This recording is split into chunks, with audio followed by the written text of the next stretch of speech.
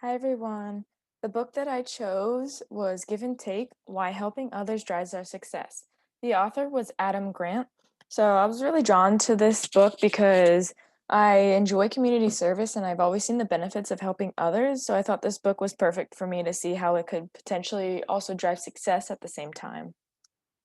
So, a little bit about the author. His name is Adam Grant. He's an organizational psychologist. He's a professor at the Wharton School of the University of Pennsylvania.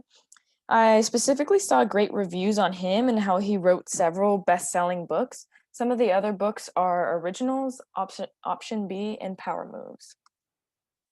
So, for the book overview, Give and Take was named one of the best books of the year by Amazon, Apple, the Wall Street Journal, and the Financial Times. There are 9 chapters within this book, and to sum it up in one sentence, this book is about how success is dependent on how we interact with each other. There are 3 reciprocity styles mentioned, and they go more in depth in the book, and I will later on in this PowerPoint. These 3 are givers, takers, and matchers. So this is a success ladder where it has givers primarily at the top with takers and matchers interchangeable in the middle, and then givers are also listed at the bottom of the success ladder. So givers, as the name implies, they give more than they get. They characterize success as individual achievements that have a positive impact on others. Takers, on the other hand, they like to get more than they give, so they view success as attaining results that are superior to others. And then matchers, the last one, is an equal balance of both giving and taking. They see success in terms of balancing individual compliment accomplishments with fairness to others. So, a little bit about givers. So, a selfless giver. So, this is the type of giver that you will primarily see at the bottom of the success ladder. So, they give time and energy without regard for their own needs. This can become draining and they can also experience burnout at become being a selfless giver. They are too trusting, too empathetic, and too timid. So, an otherish giver now, this is when they care about benefiting others, but they also have ambitious goals for advancing their own interests. They're careful not to overextend themselves and they're less prone to burning out and getting burned in situations.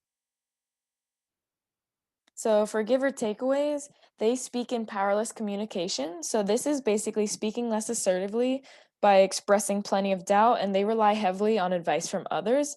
So, this type of communication is effective in building prestige, which is basically being influential to others because they will respect and admire you.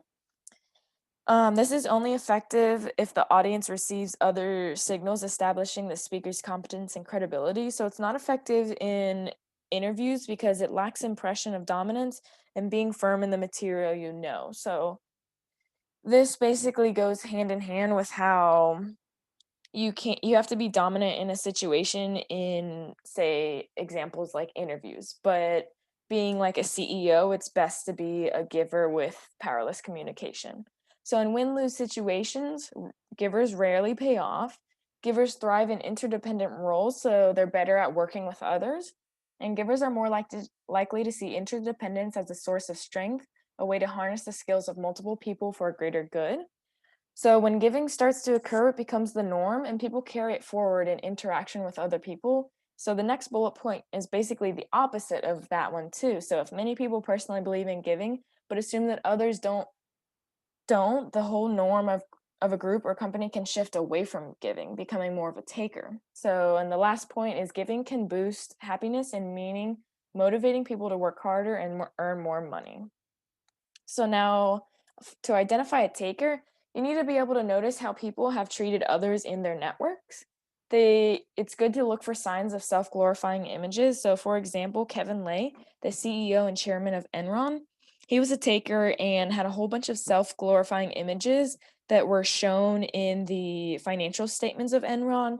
So, towards the later years before the decline of Enron, he had about 4 to 5 full page headshots of himself within the financial statements. And then takers are also identified through self absorbed conversation. They like to use I a lot in their conversations and they have sizable pay gaps.